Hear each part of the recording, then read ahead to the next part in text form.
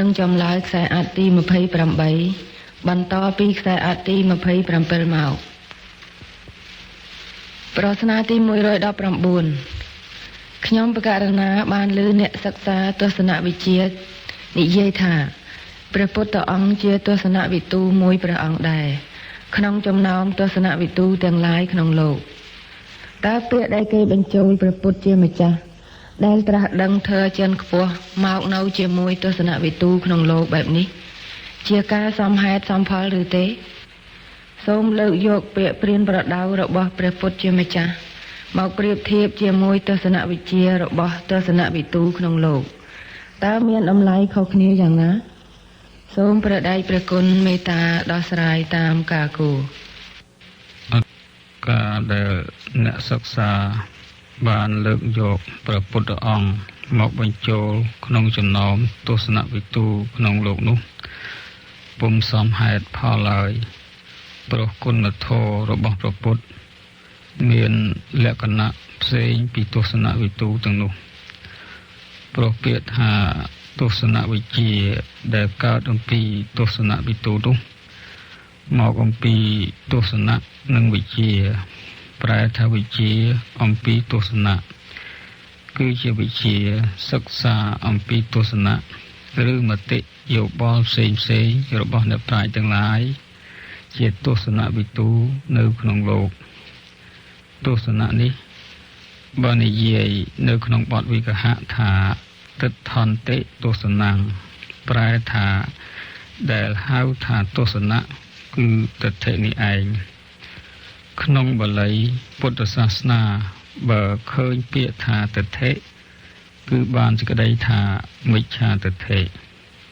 ដូចជានៅក្នុងអាសវៈ4យ៉ាងគឺទិដ្ឋាសវៈអាសវៈគឺទិដ្ឋិការយល់ខុសនេះឯងដូច្នេះទស្សនវិជ្ជាដែលកើតអំពីទស្សនវិទូនោះនៅមានការយល់ខុសនៅឡើយបើលោកចង់បញ្ជាក់អំពីការយល់ត្រូវលោកតែងតែបន្ថែមពាក្យថាសាមានៅខាងដើមជាដរាបគឺសាមាទិដ្ឋិចំណែកការឲ្យន័យទៅលើទស្សនវិជ្ជារបស់ពួកបច្ចឹមប្រទេសក៏មានន័យប្លែកគ្នាហើយការបញ្ចេញយោបល់ចងក្រងជាទ្រឹស្ដីក៏មានលក្ខណៈផ្សេងគ្នាទៀត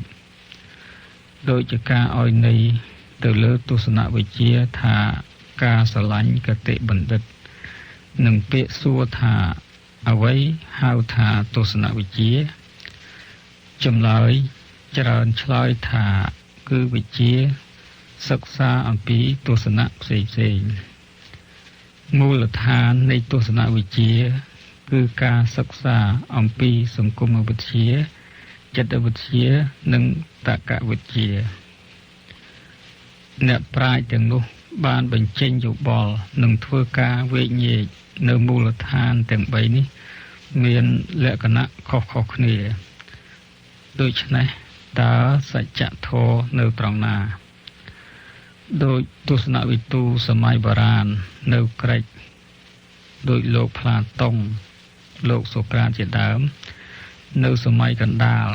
នាប្រទេសបារាំងដោយលោកដេកាតនៅអាល្លឺម៉ង់ដោយលោក Angel Oppenheimer ជាដើមអស់លោកទាំងនោះអស់លោកខ្លះមានគំនិតជាទេវនិយមខ្លះជាសម្ភារៈនិយមគឺគ្រាន់តែបានបញ្ចេញគំនិតណាមួយប៉ុន្តែពុំបានអប់រំកាយវាចាចិត្តឲ្យបានបរិសុទ្ធឡើយថែមទាំងមានគំនិតរបស់ទស្សនវិទូខ្លះបានបញ្ចេញឡើងនាំឲ្យសង្គមមនុស្សមានទំនាស់នឹងគ្នាបង្កើតជាសង្គ្រាមមានផលវិបាកអាក្រក់រហូតមកដល់សព្វថ្ងៃនេះចំណែកព្រះសម្ពុទ្ធបានអប់រំប្រតិព្រះអង្គឲ្យដល់នៅភាពបរិសុទ្ធទើបព្រានប្រដៅអ្នកដទៃជាក្រោយមានព្រានប្រដៅកុំឲ្យសត្វទាំងឡាយធ្វើអំពើបាបកុំឲ្យបៀតបៀនគ្នាជាដើមដូច្នេះបញ្ជាក់ឲ្យឃើញថាទស្សនវិទូទាំងនោះ ពុំអាចយកមកប្រៀបឲ្យស្មើនឹងព្រះពុទ្ធជាម្ចាស់ដែលជាបុគ្គលបរិសុទ្ធបានឡើយទាំងព្រះធម៌ដែលព្រះអង្គសម្ដែងក៏ជាធម៌បរិសុទ្ធពុំសម្ដែងឡើងដើម្បីបង្កនៅសេចក្តីទុក្ខសោកដល់ជនដទៃដូចជាទស្សនវិទូខ្លះនោះឡើយបើពោលអំពីការដឹងនិងការចាក់ធ្លុះនៅធម៌គឺមានលក្ខណៈផ្សេងគ្នាទស្សនវិទូទាំងនោះបានដឹងបានយល់នៅអ្វីមួយកើតឡើងដោយការពិសោធន៍ធម្មតាតាមវិញ្ញាណទាំង5គឺភ្នែកឃើញរូបត្រចៀកឬសំឡេងច្រមុះធំក្លិនអណ្ដាតប៉ះរសកាយប៉ះសម្ផស្សក៏យល់តាមការប៉ះនោះពុំមានបញ្ញាដឹងរឿងពិតឡើយនេះហៅថាដឹងដោយទស្សនៈចំណែកព្រះពុទ្ធជាម្ចាស់បានទទួលអារម្មណ៍តាមអាយតនៈនោះដែរប៉ុន្តែមានញាណមួយសម្រាប់ដឹងរឿងពិតគឺជាលោកកតរញាណដែលបានមកពីការអប់រំប្រតិព្រះអង្គឲ្យស្ថិតនៅក្នុងសេចក្តីបរិសុទ្ធទើបដឹងរឿងពិតនោះគឺចេញផុតអំពីគំនិតនិងការពិសោធន៍ធម្មតាទើបសន្មតថាព្រះអង្គដឹងឬជ្រាបដោយញាណនិងទស្សនៈឧទាហរណ៍ដូចជាការឃើញរូបមនុស្សធម្មតាឃើញរូបថាល្អថាស្អាតប៉ុន្តែបើលើកយកអាការៈ32មានសក់រោមក្រចកធ្មេញស្បែកជាដើមមកពិចារណាតាមញាណនិងទស្សនៈឃើញថាពុំស្អាតពុំល្អចេញផុតអំពីជំនឿដែលពឹងផ្អែកតែទៅលើអាយតនៈទាំង5ដូច្នេះព្រះពុទ្ធគេពុំអាចហៅព្រះអង្គថាទស្សនវិទូបានទេព្រោះព្រះអង្គជាអ្នកត្រាស់ដឹងដោយប្រពៃគឺសម្មាសម្ពុទ្ធោព្រះអង្គមាននាមថាពុទ្ធោប្រែថាបុគ្គលភ្ញាក់រលឹកអំពីអវិជ្ជាឬត្រាស់ដឹងនៅអរិយសច្ច4បើប្រែជាពុគលាធិដ្ឋានជាអរហង្គព្រះអង្គឆ្ងាយចាកសុខសត្រូវពោលគឺកិលេសជាដើមពុំអាចយកមកប្រៀបធៀបឬដាក់បញ្ចូលនៅក្នុងចំណោមទស្សនវិទូទាំងនោះបានឡើយឬក៏គេចង់បន្ថែមពាក្យឲ្យខ្ពស់ជាងនោះថាព្រះពុទ្ធជាអភិទស្សនវិទូក៏រឹតតែពុំបានទៅទៀតព្រោះពាក្យថាអភិប្រែថាក្រៃលែងទៅជាព្រះពុទ្ធជាទស្សនវិទូដល់ក្រៃលែងបានន័យថាព្រះពុទ្ធជាទស្សនវិទូយល់ខុសក្រៃលែងជាងទស្សនវិទូដែលយល់ខុសដទៃទៀតប៉ុន្តែគេអាចប្រើពាក្យថាព្រះពុទ្ធជាញាណទស្សនវិទូគឺមានបញ្ចូលពាក្យថាញាណដែលជាតួបញ្ញាមួយទៀតនៅក្នុងនោះដែលមានន័យថាព្រះពុទ្ធទ្រង់ជ្រាបនៅលោកដោយញាណនិងទស្សនៈទើបត្រឹមត្រូវនៅក្នុងព្រះនាមរបស់ព្រះពុទ្ធគេច្រើនប្រើពាក្យថាព្រះពុទ្ធជាលោកវិទូដែលប្រែថាអ្នកត្រាស់ដឹងនៅលោកពាក្យថាត្រាស់ដឹងនិងរកឃើញនេះមានលក្ខណៈផ្សេងគ្នាគឺរកឃើញកើតឡើងអំពីការពិសោធន៍ធម្មតាតាមអាយតនៈឬពឹងផ្អែកទៅលើសម្ភារៈជាគ្រឿងពិសោធន៍ដោយជាក្រុមវិទ្យាសាស្ត្រដែលរកឃើញអ្វីមួយជាដើមចំណែកការត្រាស់ដឹងរបស់ព្រះពុទ្ធកើតមកអំពីការពិសោធន៍ផ្លូវចិត្តតាមមគ្គមានអង្គ8មានសមាទិដ្ឋិជាដើមដោយពុំពឹងផ្អែកទៅលើឧបករណ៍ទាំងនោះសម្រាប់ជំនួយក្នុងការពិសោធន៍ឡើយការដែលព្រះពុទ្ធមានបញ្ញាញាណដឹងរឿងពិតនេះហើយទើបកិលេសតណ្ហាអវិជ្ជាទោមនស្សជាដើមរលត់ចេញពីប្រតិរបស់ព្រះអង្គឯក្រុមទស្សនវិទូមិនត្រឹមតែពុំធ្វើកិលេសតណ្ហាឲ្យអស់ទៅទេមានទស្សនវិទូខ្លះ มទាំងចងក្រងទ្រឹស្ដីទុកឲ្យអ្នកនៅខាងក្រោយអនុវត្តតាមបង្ករឿង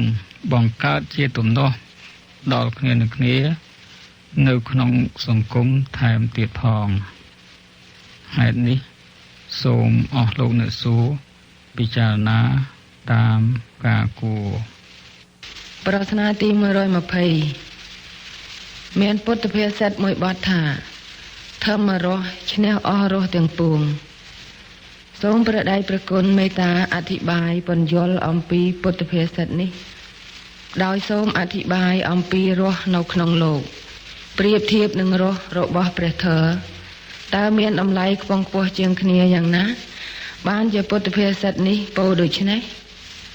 សូមព្រះដៃព្រះគុណមេត្តាដោះស្រាយតាមការគួរអន្តមាសូមឆ្លើយប្រស្នាទី120នេះដូចតទៅពាក្យថាធម្មរស់ឈ្នះអស់រស់ទាំងពួងនេះចេញមកពីពុទ្ធភាសិតជាបាលីថាសពរសੰធម្មរសោជីនេតិពាក្យនេះពោលបញ្ជាក់អំពីរស់ទាំងអស់ក្នុងលោកមកប្រៀបធៀបនឹងរស់របស់ពធថារស់របស់ពធប្រសើរដាច់អស់រស់ទាំងពួងរស់ក្នុងលោកដូចជារស់កើតអំពីការស្រឡាញ់ចូលចិត្តក្នុងកាមគុណ5គឺរូបសំឡេងក្លិនរសនិងសម្ផស្សដែលមនុស្សលោកតែងស្រឡាញ់ចូលចិត្តគប់ចិត្តនោះគឺបានសប្បាយបានសុខស្រួលតែក្នុងមួយគណៈមួយពេលប៉ុណ្ណោះក៏រលាយបាត់ទៅវិញក្នុងបដិច្ចសមុប្បាទធម៌និយាយថាវេទនាដែលជាសុខជាទុក្ខកើតអំពីផស្សៈគឺការប៉ះទង្គិចរវាងអាយតនៈខាងក្នុង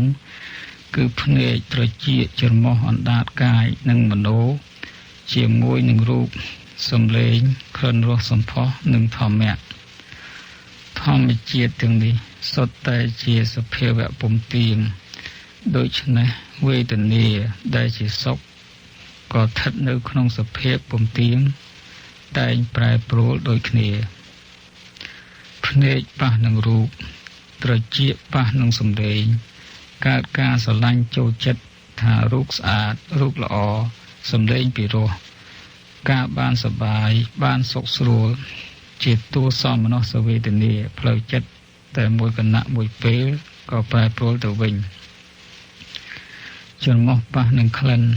កើតការក្រអូបពុំយូរប្រមាណក៏បាត់ទៅវិញអណ្ដាតប៉ះនឹងរសអាហារបានឆ្ងាញ់ពិសាតែត្រឹមអណ្ដាតលុះលេបផុតអំពីបំពង់កទៅការឆ្ងាញ់ពិសានោះក៏បាត់ទៅកាយប៉ះនឹងសម្ផស្សបានសុខបានស្រួលមួយគណៈមួយពេលពុំយូរប៉ុន្មានក៏បាត់ទៅវិញ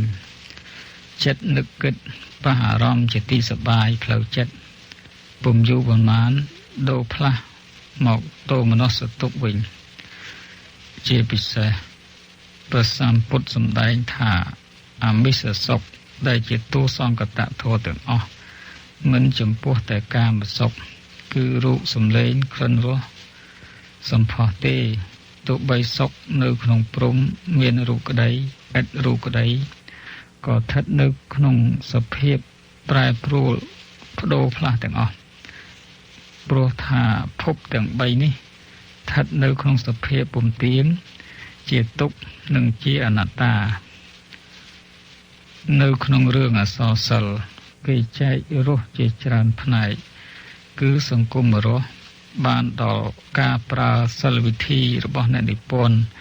និយាយរៀបរាប់មានទំនាក់ទំនងទៅលើការពិតរបស់សង្គមបើអ្នកនិពន្ធមានគំនិតមានឧត្តមគតិល្អសម្រាប់បម្រើយុត្តិធម៌បម្រើសិទ្ធិសេរីភាពបម្រើភាពពិតរបស់សង្គមអសរសិល្ប៍នោះអាចចាត់ទុកជាកញ្ចក់បានមួយភាគសម្រាប់ឲ្យអ្នកអានរកឃើញនូវគុណសម្បត្តិនិងគុណវិបត្តិរបស់សង្គមក្នុងសម័យកាលណាមួយបានសោកនិតរស់គឺជាអសរសិល្ប៍មួយបែប ដែលអ្នកនិពន្ធបានបង្ហាញឲ្យអ្នកអានយល់ថាមានបពុណាមួយបានធ្វើបាបប្រជាជនរបស់ខ្លួនឬមានប្រទេសណាមួយបានធ្វើទារុណកម្មដល់ជនជាតិមួយទៀតយ៉ាងព្រៃផ្សៃដូចជាជនជាតិខ្មែរបានជួបប្រទះរឿងទាំងនេះហើយដែលអាចធ្វើឲ្យចិត្តរបស់អ្នកអានកើតចិត្តរន្ធត់ហើយស្អប់ខ្ពើមនៅលទ្ធិដែលប្រព្រឹត្តអំពើហិង្សាបែបនេះហើយអាចជំរុញទឹកចិត្តឲ្យខំប្រយុទ្ធតស៊ូកុំឲ្យអំពើយំខ្នងបែបនេះកើតឡើងបានទៀតហាសរោះគឺអ្នកនិពន្ធបានតុបតែងរឿងរបស់ខ្លួនឲ្យអ្នកអានមានការសើចសប្បាយរីករាយតាមការឆាកកំប្លែងក្នុងផ្ទៃរឿងអត្ថរសគឺរសឬតម្លៃដែលមាននៅក្នុងផ្ទៃរឿងទាំងមូលដែលអ្នកនិពន្ធបានបញ្យល់ដល់អ្នកអានបែបណាមួយប៉ុន្តែរសជាតិឬតម្លៃទាំងអស់នេះនៅត្រឹមតែលោកយៈសច្ចៈប៉ុណ្ណោះចំណែកធម្មរសនៃព្រះធម៌មានតម្លៃកាត់ថ្លៃបំបានព្រះបរិយត្តិធម៌បានដល់ព្រះត្រៃបិដកជាស្វាខាតាធម៌ជាធម៌គឺព្រះសម្ពុទ្ធសម្ដែងល្អហើយសម្ដែងត្រឹមត្រូវហើយជាមេគាដឹកនាំសត្វចេញចាកទុក្ខបើជនណាបានស្ដាប់នៅពធរងាញដឹងនៅមេគានៃជីវិតពិតប្រាកដដែលអាចធ្វើដំណោះស្រាយនៃជីវិតរបស់ខ្លួនបានដោយអស់ជើងបើបានដឹងហើយថែមទាំងប្រតិបត្តិតាមទៀតរសជាតិនៃពធរងាញជ្រួតជ្រាបនៅក្នុងសន្តានចិត្តរបស់ខ្លួនហើយទីបំផុតនឹងបាននៅរសមួយហៅថាវិមុតតិរសឬនិព្វានរសគឺជាទីបំផុតនៃសេចក្តីទុក្ខលែងវិលកើតវិលស្លាប់តទៅទៀតនៅក្នុងពុទ្ធសាសនាមាននិយាយអំពីការក្រមួយគឺក្របានស្ដាប់នៅព្រះធម៌ព្រោះក្រមានអ្នកសម្ដែងមួយទៀតថាការឲ្យទានធម៌គឺការបញ្យល់ប្រាប់ហេតុផលល្អអាក្រក់ប្រសើរជាងការឲ្យអ្វីៗនៅក្នុងโลกរសជាតិនៃព្រះធម៌នៅតែមានតម្លៃជានិច្ចគ្រប់កាលសម័យនិងគ្រប់ទីកន្លែងព្រោះជាពាក្យពិតមានសច្ចធម៌ហើយធ្វើឲ្យមនុស្សសត្វដែលប្រតិបត្តិតាមដល់នៅសេចក្តីសុខក្សេមសាន្តមនុស្សទាំងអស់បើដើរតាមព្រះធម៌សង្គមមនុស្សនឹងបានសុខសន្តិភាពយ៉ាងខ្ពង់ខ្ពស់បំផុតពំខានព្រោះព្រះធម៌ជាមាគ៌ាសន្តិភាពបង្រៀនឲ្យមនុស្សចេះស្រឡាញ់រាប់អានជួយសង្គ្រោះគ្នាមិនឲ្យរំលោភលើសិទ្ធិគ្នាទៅវិញទៅមកជាដើមដែលជាមូលដ្ឋាននៃសេចក្តីសុខក្នុងសង្គមមនុស្សនេះឯងនៅសម័យពុទ្ធកាលមានឧបាសិកាម្នាក់កំពុងស្ដាប់ធម៌ទោះបីគេប្រាប់ថាឥឡូវនេះនៅក្នុងគេហដ្ឋានរបស់នាងកំពុងមានសេចក្តីអន្តរាយក៏ដោយក៏នាងធ្វើប្រងើយពុំព្រមត្រឡប់ទៅផ្ទះក្នុងពេលនោះឡើយដោយចង់ដឹងរសជាតិពធនិងគោរពពធនៅរហូតដល់ចប់ធម៌ទេសនាទុកសេចក្តីអន្តរាយនោះដោះស្រាយជាក្រោយនេះបញ្ជាក់អំពីទឹកចិត្តដែលស្រឡាញ់ពធខ្លាំងជាងអ្វីៗទាំងអស់របស់នាងការក្រេបជញ្ជក់យករសជាតិពធឈ្មោះថាក្រេបអមតធម៌ដែលព្រះអរហន្តទាំងឡាយមានប្រសម្ពុទ្ធជាដើមបានយាងដល់ហើយបើយើងប្រៀបធៀបសេចក្តីសុខក្នុងកាមគុណ5វាមានសុខហើយប៉ុន្តែសេចក្តីសុខនោះពុំយូរប៉ុន្មានត្រូវប្រែប្រួលទៅជាក្តៅក្រហាយចិត្តប្រកបដោយការសោកសៅវិញ ហើយបង្កនៅអំពើអកុសលជាច្រើនប្រការដើម្បីបំពេញសេចក្តីសប្បាយរបស់ខ្លួននោះចំណែករស់ប្រធររមែងញ៉ាំងឲ្យមនុស្សដែលប្រតិបត្តិតាមឲ្យដល់នៅភាពស្ងប់ពុំក្តៅក្រហាយតែងត្រជាក់ជាជុំសុខក្សេមក្សាន្តក្នុងសង្គមនៃមនុស្សនេះនិងលោកខាងមុខទៀតរហូតរកឃើញអមតៈធម៌គឺធម៌ពុំស្លាប់ផ្លូវលោកដូចជាទស្សនវិជ្ជាអាចរកសុខឲ្យសង្គមមនុស្សបានមួយភាគប៉ុន្តែមួយភាគទៀតបង្កើតចំនួនបង្កើតសង្គ្រាមដោយមនុស្សលោកពុំបានរំលត់លោភៈទោសៈមោហៈទៅតាមមាគ៌ានៃព្រះធម៌ជនជាតិខ្មែរគ្រប់រូបគួរនាំគ្នាបែរមករកព្រះធម៌ឲ្យខ្លាំងក្លាជាងមុនព្រោះព្រះធម៌ជាមូលដ្ឋាននៃសាមគ្គីភាពជាមូលដ្ឋាននៃសេចក្តីសុខសន្តិភាពនិងជាមូលដ្ឋាននៃការរក្សាកេរដំណែលនៃជាតិសាសន៍ខ្លួនឲ្យបានគង់វង្សហើយនេះសូមអស់លោកអ្នកសួរពិចារណាតាមការគួរប្រស្នាទី121សូមព្រះដៃព្រះគុណមេត្តាលើកយកទស្សនៈរបស់មហាថ្មកន្ធីដែលជាអ្នកដឹកនាំប្រជាជាតិឥណ្ឌាគាត់ជាអ្នកមានជំនឿក្នុងអាទិទេពតែគាត់បានដកស្រង់យកគំនិតពុទ្ធសាសនាជាច្រើនមកអនុវត្តក្នុងមាគ៌ាអហិង្សារបស់គាត់រហូតដល់បានទទួលជ័យជំនះតើជនជាតិខ្មែរយើងអាចទាញយកទស្សនៈរបស់គាត់ខ្លះមកអនុវត្តដើម្បីជាប្រយោជន៍ដល់ជនជាតិខ្មែរបានបែបណាខ្លះសូមព្រះដៃព្រះគុណមេត្តាដោះស្រាយតាមការគួរអាត្មាសូមឆ្លើយប្រស្នាទី121នេះដូចតទៅព្រះមហាថ្មកន្ធីជាវីរបុរសដែលមានឈ្មោះក្នុងប្រវត្តិសាស្ត្រថាជាអ្នកកាន់ធម៌អហិង្សាក្នុងមាគ៌ាអនុវត្តរបស់គាត់ដែលមានកន្លែងខ្លះស្របនឹងគំនិតរបស់ពុទ្ធសាសនាសូមដកស្រង់យកទស្សនៈរបស់គាត់ខ្លះមកបញ្ជាក់ដូចតទៅនេះប្រសិនបើយើងពុំបានមានជីវិតរស់នៅដោយសេរីភាពដោយប្រជាជាតិនានាយើងគួរត្រេកអរចំពោះសេចក្តីស្លាប់ដែលយើងត្រូវបានទទួលនោះវិញចុះពាក្យនេះមានន័យថាបើរស់នៅគ្មានសេរីភាពទេស៊ូស្លាប់ទៅវិញល្អជាងគាត់បានបន្តទៀតថាសង្គ្រាមដើម្បីឥស្សរភាពនោះពុំមែនតស៊ូ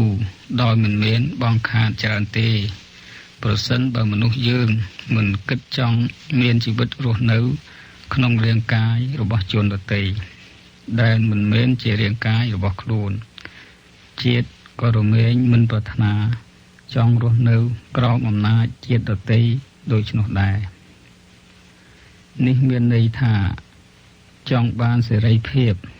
ចេញពីជនដទៃពីប្រទេសដទៃហើយគ្រប់គ្រងខ្លួនដោយខ្លួនឯងខ្លួនធ្វើជាម្ចាស់វាសនារបស់ខ្លួនលោកកន្ធីមានប្រសាសន៍ទៀតថាគម្រោងការដែលគិតមិនបានល្អិតល្អរមែងឲ្យទោសច្រើនជាងអាហារដែលកាពះកិនមិនបានល្អិតល្អព្រោះអាហារមិនល្អិតដែលឲ្យទោសដល់រូបកាយនោះមានផ្លូវកែបានចំណែកគម្រោងការគិតមិនល្អិតជារបស់ធ្វើឲ្យប្រែប្រួលខាងផ្លូវចិត្តខាងផ្លូវវត្ថុមិនងាយកែខៃបានទេត្រង់នេះគាត់ចង់បញ្ជាក់ន័យថាគម្រោងការណាមួយដើម្បីជាតិបើគិតពុំបានល្អិតល្អន់ទេលុះអនុវត្តទៅនាំឲ្យមានការប្រែប្រួលចិត្តគំនិតមនុស្សនិងវត្ថុទៅរកសេចក្តីវិនាសព្រោះការរបស់ជាតិជារឿងធំគិតខុសនាំឲ្យមានគ្រោះថ្នាក់ដល់ជាតិជាងក្រពះដែលកិនអាហារពុំរលួយទៅទៀតចូលមើលទឹក បើនៅក្នុងសភាពធម្មតាក៏អាស្រ័យនៅលើផែនដីលុះកាលណារលាយទៅជាចំហាយក៏អណ្ដែតឡើងទៅលើអាកាសខាងក្រោយបំផុតក៏រួមផ្ដុំកើតបានជាដុំពពកហើយស្រក់ចុះមកជាក្របភ្លៀងឲ្យប្រយោជន៍ដល់ផែនដីជាច្រើនមនុស្សយើងក៏ដូចទឹកដែរយើងត្រូវតស៊ូដើម្បីចម្រាញ់ខ្លួនយើងឲ្យខ្លួនយើងម្នាក់កើតមានគុណធម៌សម្រាប់ជួយទ្រទ្រង់ជាតិឲ្យមានសេចក្តីចម្រើនរុងរឿងនៃទាំងអស់នេះជនជាតិខ្មែរដែលកំពុងឈរមុខទាមទារសិទ្ធិសេរីភាពអាចទាញយកជាឧទាហរណ៍បានខ្លះដើម្បីរក្សាទឹកដីជាតិសាសនាដែលជាមាតុភូមិរបស់ខ្លួនគាត់បានបន្តទៀតថា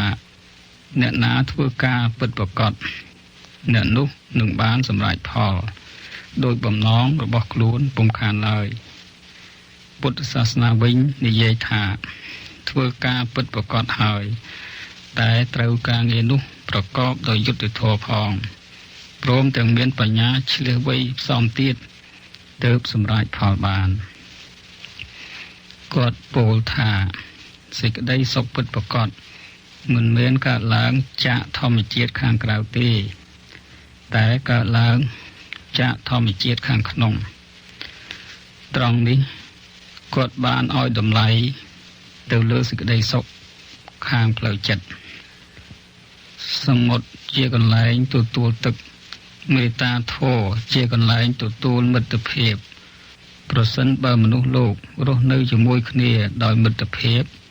សភាពនៃពិភពលោកគង់ប្រែคลายចាកភាពសពថ្ងៃនេះជាមិនខានគឺចាកការទោសទាញខ្វែងគំនិតគ្នានិងការធ្វើសង្គ្រាមនឹងគ្នារឹងរិតតែចេះដឹងរឹងរិតតែបានឃើញច្រើនទៀតខ្ញុំក៏កាន់តែដឹងច្បាស់ថាមនុស្សយើងគឺជាសហេតុនៃសេចក្តីទុក្ខនិងសុខរបស់ខ្លួនមនុស្សដែលបង្កប់ខ្លួនឯងមិនបាន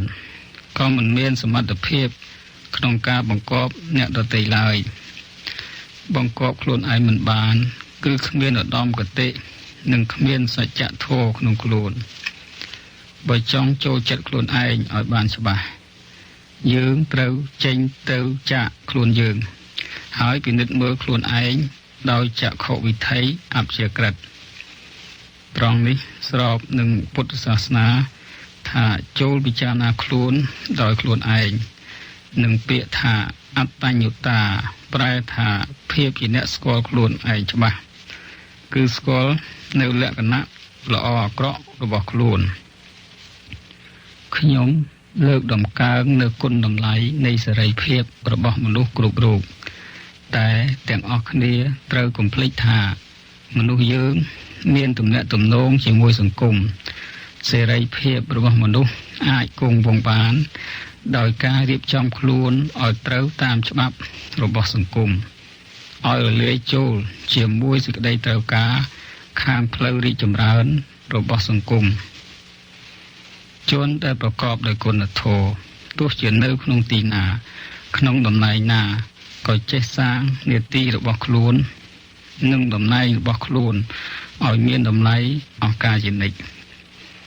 ចំណេះវិជ្ជាប្រាសចាកគុណធម៌រមែងคล้ายទៅជាអំណាចក៏បង្កើតនៅសេចក្តីអាក្រក់ដូចមានតួយ៉ាងថាចោរឆ្លាតចិត្តមុតមនុស្សវៃវៀងមារយាទអាក្រក់សឹងមានយ៉ាងច្រើននៅក្នុងពិភពលោកនៃមនុស្សនេះត្រង់ពាក្យនេះស្របនឹងពុទ្ធសាសនាថាដែលហៅថាបណ្ឌិតពុំមែនសំដៅយកចំណេះវិជ្ជាតែម្យ៉ាងទេតែសំដៅយកគុណសម្បត្តិល្អចេះធ្វើប្រយោជន៍ខ្លួននិងប្រយោជន៍សង្គមឲ្យលូតលាស់ចម្រើននិងសេចក្តីសុខគោរពសិទ្ធិមនុស្សពុំរំលោភឈ្លានពានលើជនដទៃ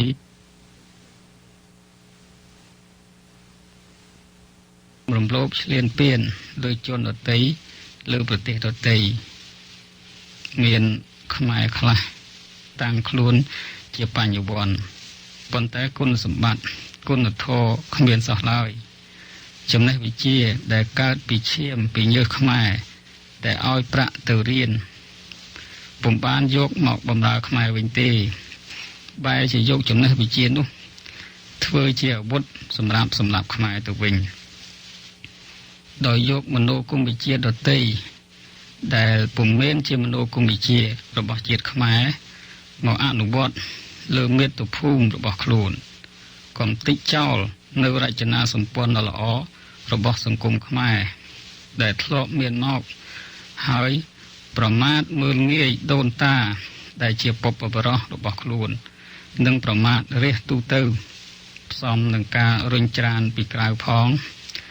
បានធ្វើឲ្យមាតុភូមិដ៏អភ័ព្វវិនាសអន្តរាយខ្មែរស្លាប់រាប់លានអ្នកដែលជាហេតុធ្វើឲ្យអ្នកខាងក្រៅចូលមករំលោភយកស្រុកបានដោយងាយនេះហើយដោយសារស្នាដៃនៃបញ្ញវន្តខ្មែរគ្មានគុណធម៌ហេតុនេះសូមអស់លោកអ្នកសួរពិចារណាតាមការគូប្រស្នាទី122សូមព្រះដៃព្រះគុណមេត្តាលើកយកសុភាសិតរបស់អ្នកប្រាជ្ញក្នុងលោក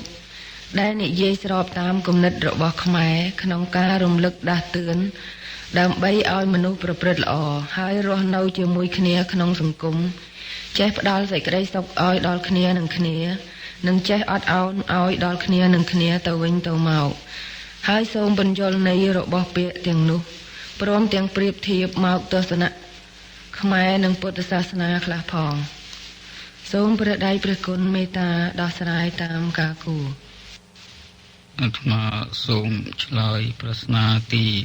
122នេះដូចតទៅមាន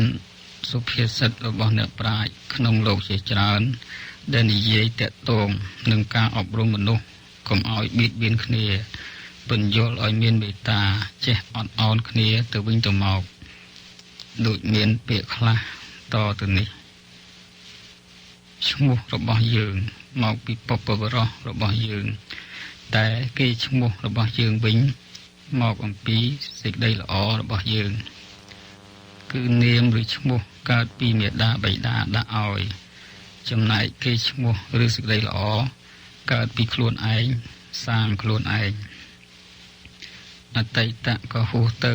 អនាគតក៏មិនទាន់មកដល់ចូលធ្វើសេចក្តីល្អក្នុងបច្ចុប្បន្ននេះចុះគឺឲ្យសាងសេចក្តីល្អឲ្យទាន់ពេលដែលកំពុងរស់នៅកុំគិតពីអតីតនិងអនាគតមិនមានគេឈ្មោះឯណាពិតប្រាកដដែលអាចជួបបានក្រៅតែអំពីការដែលគេបានធ្វើដើម្បីទំនុកបម្រុងនៅសេចក្តីសុខដល់មនុស្សជាតិគឺសាងសេចក្តីសុខសន្តិភាពឲ្យដល់មនុស្សជាតិច្រើនគ្នារងាញមានគេឈ្មោះពីរស់ឆ្ងាយចូលអ្នកមេត្តាឲ្យអភ័យដល់មនុស្សដទៃជានិច្ចតែកុំឲ្យអភ័យដល់ខ្លួនឯងជាពាក្យប្រាប់ថាកុំឲ្យចាប់ទោសអ្នកដទៃតែត្រូវចាប់ទោសខ្លួនឯងវិញហេតុនិងផលនៅជាប់គ្នាដូច្នេះបើអ្នកស្រឡាញ់ខ្លួនត្រូវស្រឡាញ់អ្នកដទៃផងអំណាចនៃសេចក្តីស្រឡាញ់នឹងរួមចូលគ្នាបានជាពុំខានជាពាក្យប្រាប់ថាឲ្យចេះស្រឡាញ់អ្នកដទៃឲ្យដូចជាស្រឡាញ់ខ្លួនឯងដែរការស្រឡាញ់សិទ្ធស្នាលគ្នានេះនាំឲ្យមានមេត្រីចិត្តសាមគ្គីគ្នាបានអ្នកមានចិត្តល្អបានចាក់បង្ហូរនៅសេចក្តីមេត្តាទៅក្នុងចិត្តរបស់ខ្លួនអស់កលជានិច្ចបណ្ឌិតគួរតមបាប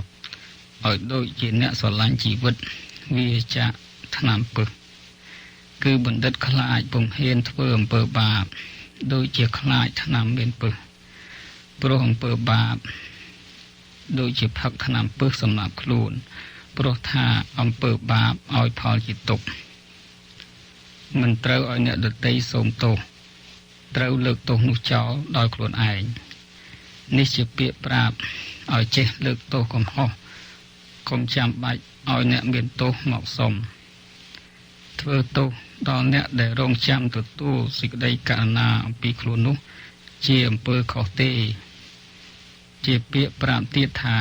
ការធ្វើទោសដល់អ្នកដែលសុំលើកលែងទោសជាអំពើពុំទំនងទេ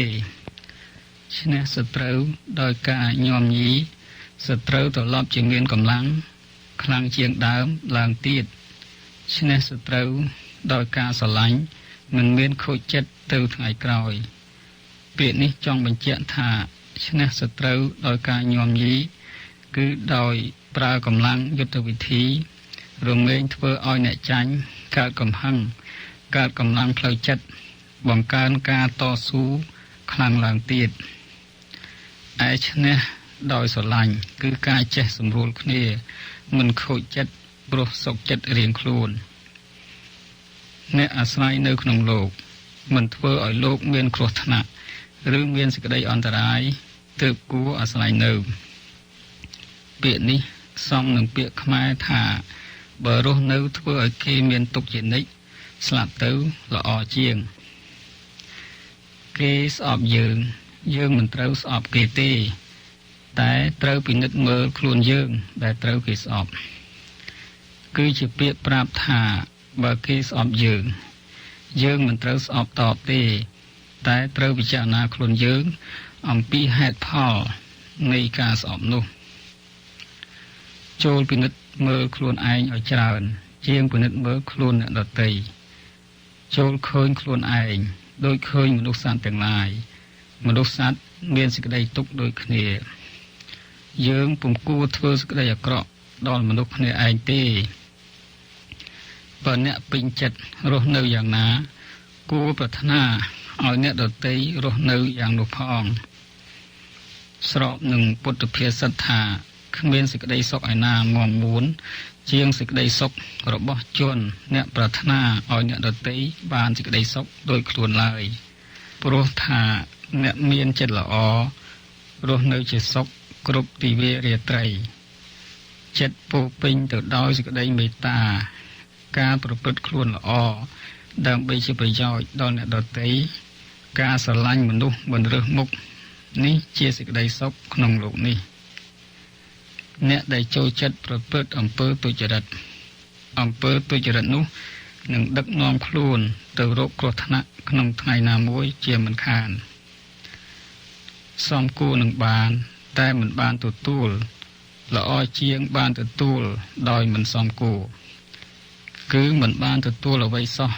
ល្អជាងបានទទួលអ្វីដែលប្រកបដោយទុច្ចរិតមិនប្រកបដោយធម៌ចូលភ្លេចសេចក្តីខុសរបស់អ្នកដទៃដោយរលឹកដល់សេចក្តីខុសរបស់ខ្លួនគឺជាពាក្យឲ្យពិចារណាថាធម្មតាមនុស្សតែមានកំហុសយើងក៏ធ្លាប់ខុសគិតដូច្នេះ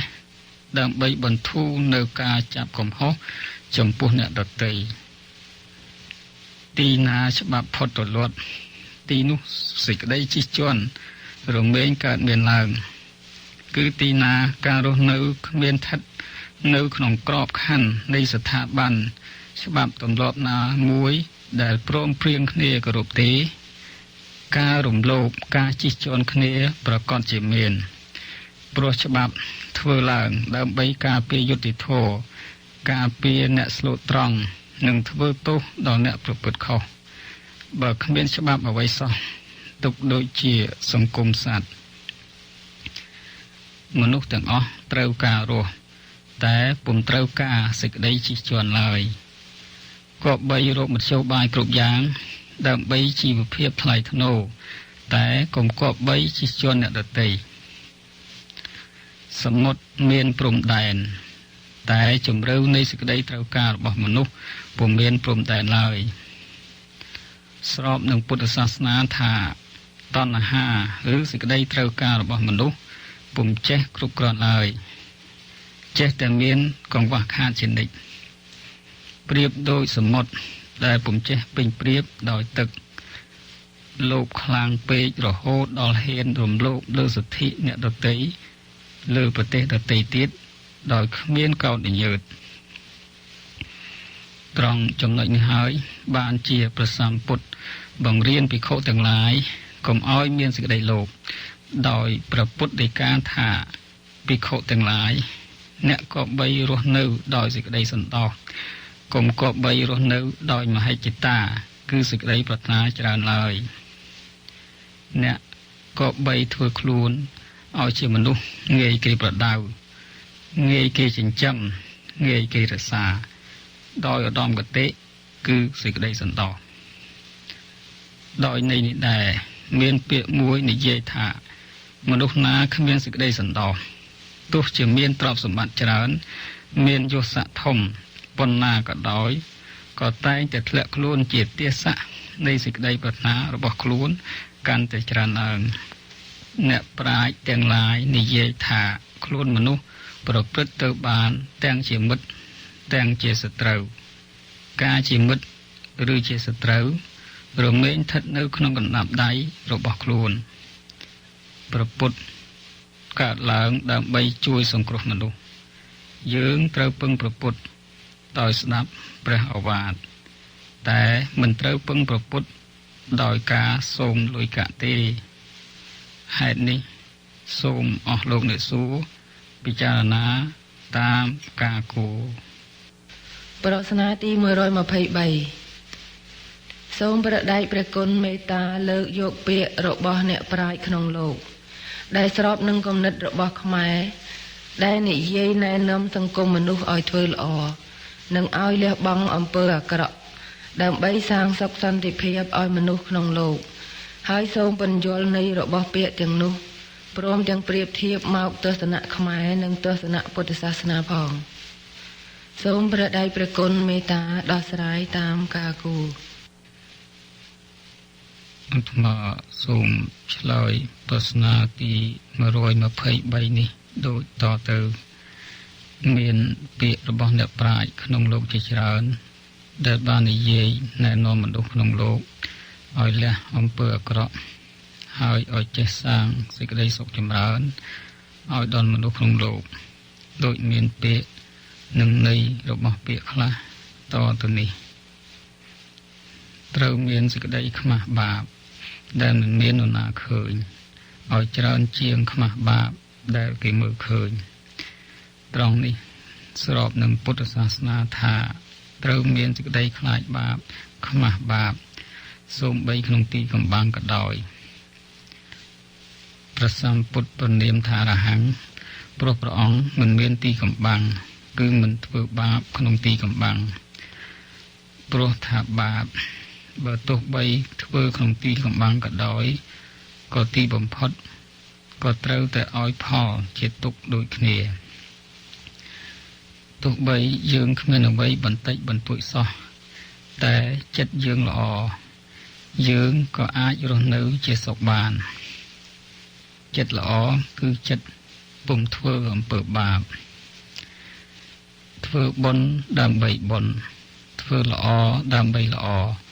នេះជាឧត្តមគតិដ៏ខ្ពង់ខ្ពស់បំផុតគឺធ្វើបុណ្យធ្វើល្អដើម្បីសេចក្តីបរិសុទ្ធរបស់ខ្លួននិងដើម្បីជួយអ្នកដទៃដោយសប្បុរសដោយគ្មានលក្ខខណ្ឌណាមួយតាមពុទ្ធសាសនាការធ្វើល្អដល់អ្នកដទៃដើម្បីសម្លឹងទាញយកផលប្រយោជន៍អ្វីមួយពីអ្នកដែលខ្លួនជួយនោះ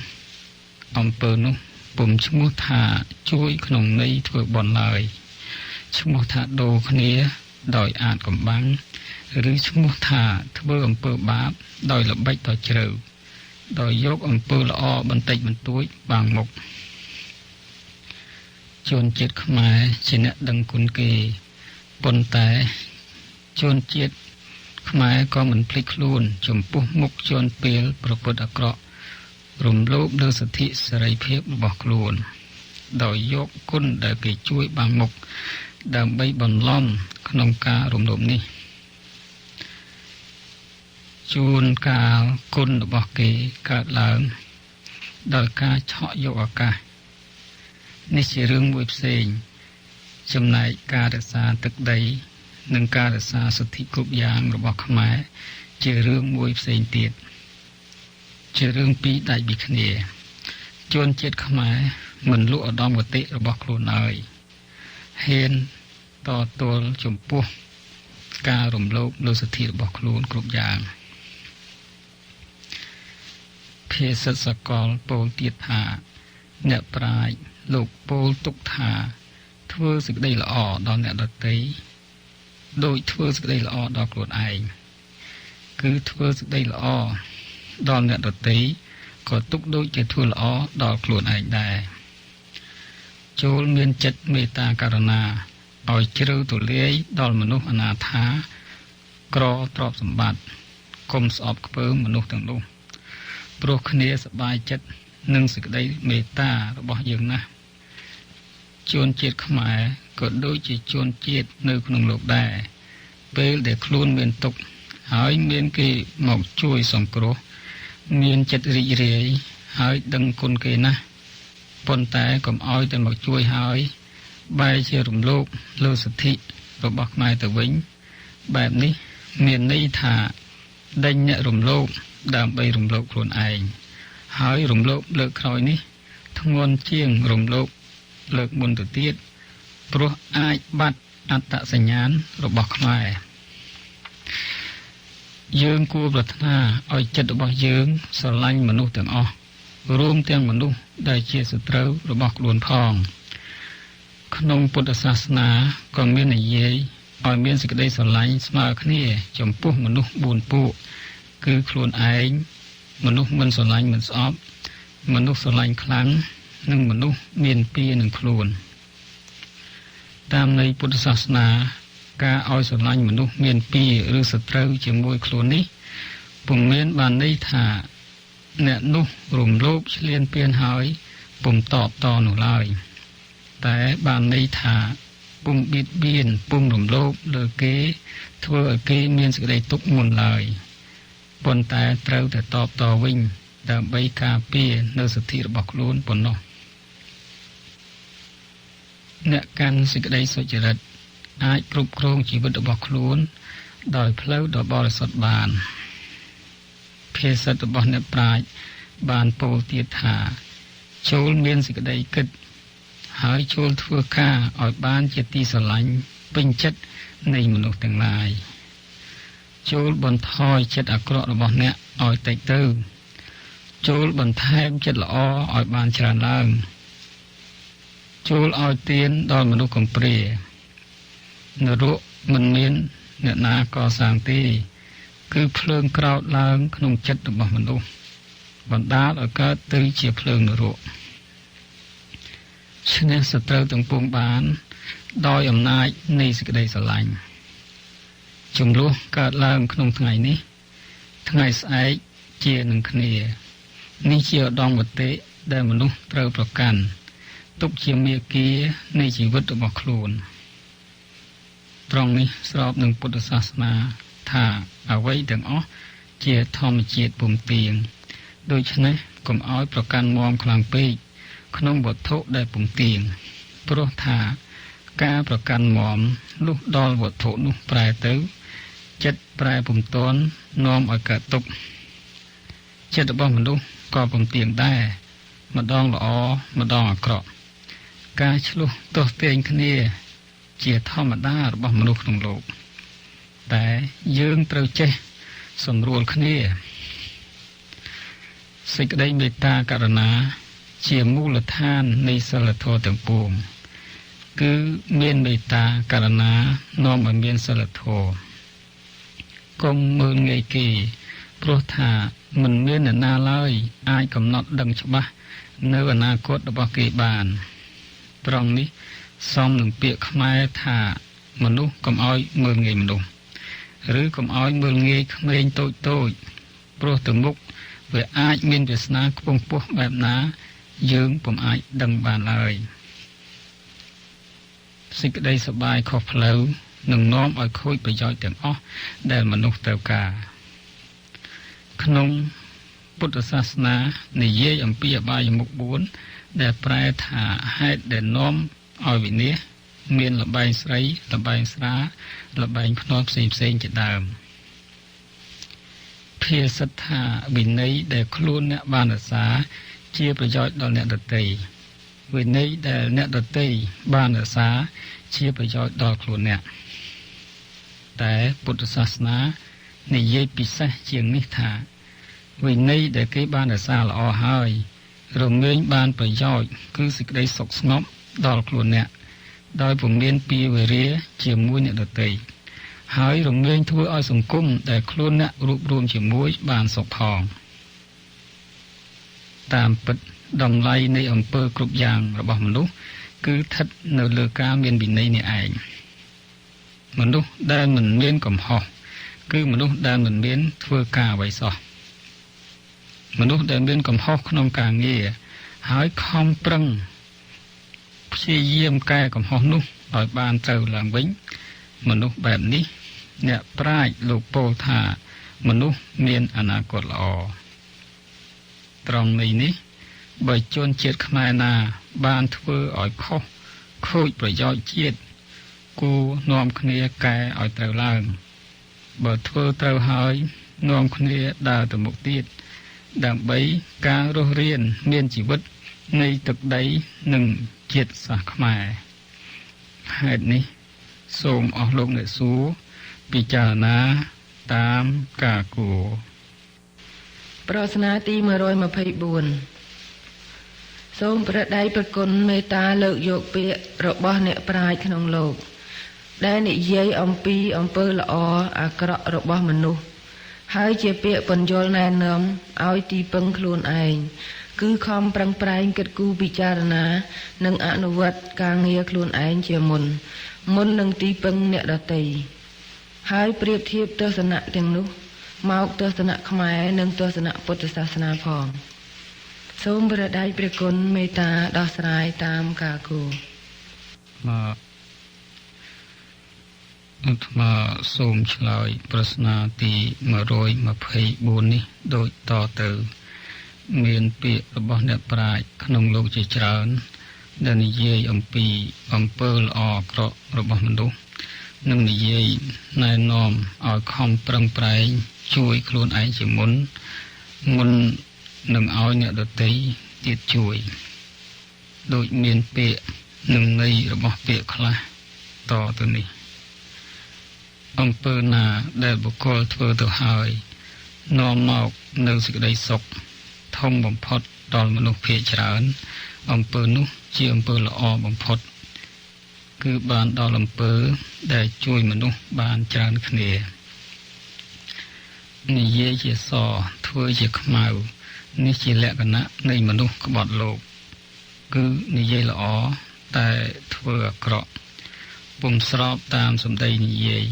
នេះជាពាក្យប្រាប់កុំឲ្យជឿភ្លាមត្រឹមតែសម្ដីនិយាយតែត្រូវពិនិត្យមើលសកម្មភាពធ្វើផងត្រង់នេះស្របនឹងពាក្យខ្មែរមួយថាកុំជឿពាក្យអភិប្រាយគឺកុំជឿពាក្យអធិប្បាយបញ្យលជាអាការៈខាងក្រៅព្រោះមានការបោកប្រាស់ដោយពាក្យខ្មែរមួយទៀតថាប្រយ័ត្នពុះវៀនបត់ចន្ទះសូម្បីមានចុះសន្ធិសញ្ញាក៏កំអាលទុកចិត្តឡើយព្រោះធ្លាប់មានអ្នកពុំគោរពសន្ធិសញ្ញាដែលពិភពលោកក៏ធ្លាប់បានដឹងជួនកាលការចុះសន្ធិសញ្ញាគ្រាន់តែជារបាំងបាំងមុខដើម្បីធ្វើកិច្ចការមួយទៀតពីក្រោយខ្នងចំណុចទីដៅចុងផ្លូវដ៏ធំក្រៃលែងរបស់ជីវិតនោះ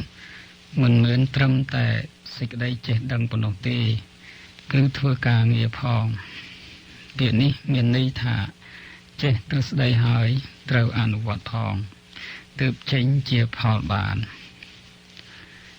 អ្នកប្រកល់ការរាល់យ៉ាងឲ្យជោគវាសនាគឺជាអ្នកធ្វើការផ្សងព្រេងមិនមែនសេចក្តីសង្ឃឹមក្នុងជីវិតរបស់ខ្លួនបានន័យថាអ្នកបណ្ដោយតាមជោគវាសនារបស់ខ្លួនមិនបាន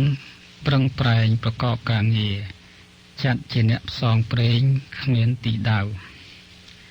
ពាក្យខ្មែរថាព្រេងនិងប្រឹងជាគូគ្នាគឺថាបើទុកជាមានព្រេងហើយក៏ត្រូវតែប្រឹងទៀតការតាំងចិត្តគឺជាមិត្តនៃសេចក្តីសម្រេច គឺធ្វើការអ្វីត្រូវមានទីដៅច្បាស់លាស់ហើយតាំងចិត្តថាធ្វើរហូតដល់បានសម្រេចកិច្ចការសង្គមគេសាងឡើងនៅលើសេចក្តីទទួលខុសត្រូវសេចក្តីទទួលខុសត្រូវគេសាងឡើងនៅលើសេចក្តីទំនុកទុកចិត្តក្នុងសេចក្តីស្មោះត្រង់ដល់គ្នានឹងគ្នាជោគលាភតែងតែរត់រោគជន់ក្លាហានសមនឹងពុទ្ធភាសិតមួយថាមនុស្សលោកតែងប្រព្រឹត្តទៅព្រោះការងារមួយកន្លែងទៀតថាមិនមានអ្វីក្នុងโลกនេះអាចសម្រេចបានដោយការនឹកគិតឬដោយការបន់ស្រន់ទេតែសម្រេចបានដោយការងារដែលគេបានប្រកបឡើងសមដូចពាក្យសុភាសិតសកលមួយថាមិនទាន់អស់កម្លាំងនិងអស់សមត្ថភាពរបស់ខ្លួនកុំអាលស្រែកហៅរកអាទិទេពឬដូចពាក្យថាចូលអ្នកកុំភ្លេចថានៅក្នុងពិភពលោកនេះមានតែកិច្ចការសេចក្តីក្លាហាននិងជោគវាសនារបស់មនុស្សប៉ុណ្ណោះទេដែលជាវត្ថុស័ក្តិសិទ្ធិខ្លាំងពូកែអាចបណ្ដាលឲ្យព្រះជាម្ចាស់និងពួកទេពជួយខ្លួនឲ្យផុតចាកសេចក្តីអន្តរាយដែលកើតមានឡើងក្នុងពេលប្រតិបត្តិការមុននឹងស្រែកហៅអ្នកដទៃឲ្យជួយត្រូវជួយខ្លួនឯងជាមុនសិនមុននឹងបន់ព្រះជាម្ចាស់និងពួកទេពត្រូវកុំភ្លេចបន់ខ្លួនឯងជាគ្រាទី1ព្រះពេញលក្ខណៈនិងពួកទេពមានចិត្តធម៌តែងមានសេចក្តីករុណាចង់ជួយមនុស្សតែទាំងអស់គ្នាពុំអាចជួយមនុស្សដែលពុំព្រមជួយខ្លួនឯងបានទេនេះជាពាក្យសុភាសិតរបស់អ្នកប្រាជ្ញក្នុងโลก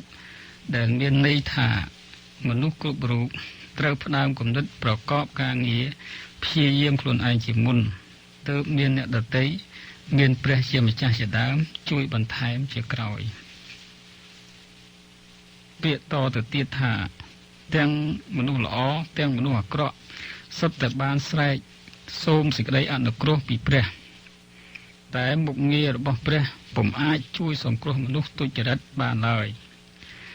គឺព្រះជួយបានតែមនុស្សសុចរិត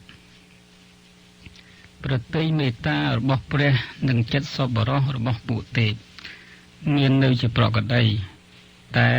កំជិលកំឡាចកំឡៅនិងអយុត្តិធម៌របស់មនុស្សបានធ្វើឲ្យព្រះនិងពួកទេពអស់សមត្ថភាព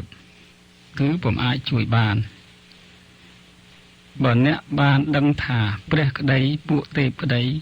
ត្រូវការមនុស្សសុចរិតយុត្តិធម៌មនុស្សអ្នកធ្វើការដើម្បីជោគជ័យរបស់ខ្លួននិងសង្គមរបស់ខ្លួនអ្នកត្រូវបំពេញមុខការនោះភ្លាមទៅព្រោះអំពើថ្លៃថ្នូរដែលអ្នកបានធ្វើនោះទោះជាព្រះនិងពួកទេពមិនជួយក៏គុំការងារល្អរបស់អ្នកទទួលមុខងារជាព្រះជួយអ្នកមិនខានពាក្យនេះសមដូចជាពុទ្ធភាសិតថាការងារល្អត្រូវបានទទួលផលល្អក្នុងបំណងរបស់មនុស្សចង់ជួបព្រះតែក្នុងបំណងរបស់ព្រះមិនចង់ជួបមនុស្សទេព្រោះអ្វីព្រោះមនុស្សចេះតែចង់ឲ្យព្រះបម្រើខ្លួនសពគ្រប់ហួសពេកនេះជាពាក្យដាស់តឿនរបស់អ្នកប្រាជ្ញចង់ឲ្យមនុស្សក្នុងលោកបម្រើខ្លួនដោយខ្លួនឯងអ្នកនឹកចង់ធ្វើអ្វីក៏ធ្វើឆាប់ទៅប្រសិនបើអំពើដែលអ្នកធ្វើនោះមានប្រយោជន៍ដល់ខ្លួនអ្នកផងដល់ខ្លួនអ្នកដទៃផងព្រោះថាការរងចាំឲ្យអស់ពាក្យនិន្ទាក៏ដូចជារងចាំឲ្យអស់ពិភពលោកនោះដែរគឺត្រូវតែធ្វើការងារទោះបីមានគេរិះគន់ក៏ដោយពាក្យនេះសមនឹងពាក្យពុទ្ធសាសនាថាក្នុងលោកនេះពុំអាចជៀសផុតពីពាក្យនិន្ទាឡើយសូម្បីព្រះអាទិត្យនិងព្រះច័ន្ទក៏មានគេនិន្ទាដែរហេតុនេះសូមអស់លោកអ្នកសួរពិចារណាតាមការគួរ